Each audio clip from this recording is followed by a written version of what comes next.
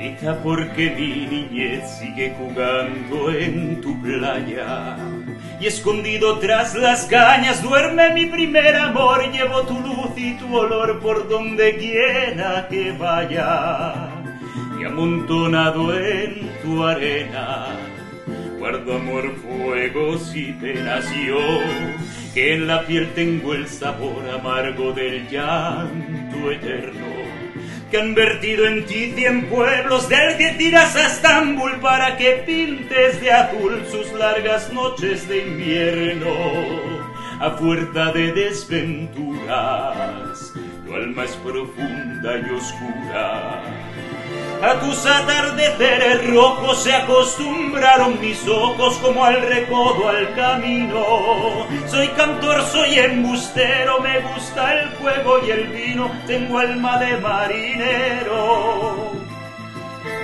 ¿Qué le voy a hacer si yo nací en el Mediterráneo? Nací en el Mediterráneo. Y te acercas y te vas después de besar mi aldea.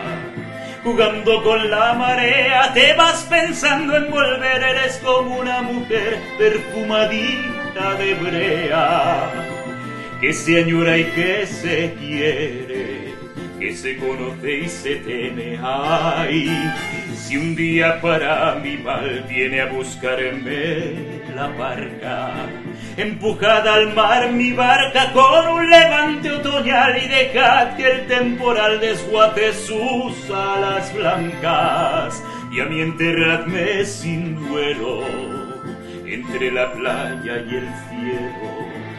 En la ladera de un monte más alto que el horizonte quiero tener buena vista. Mi cuerpo será camino, le daré verde a los pinos y amarillo a la genista. Cerca del mar, porque yo nací en el Mediterráneo. Nací en el Mediterráneo. Tiene el Mediterráneo.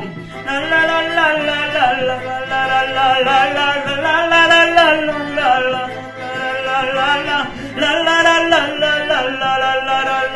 la la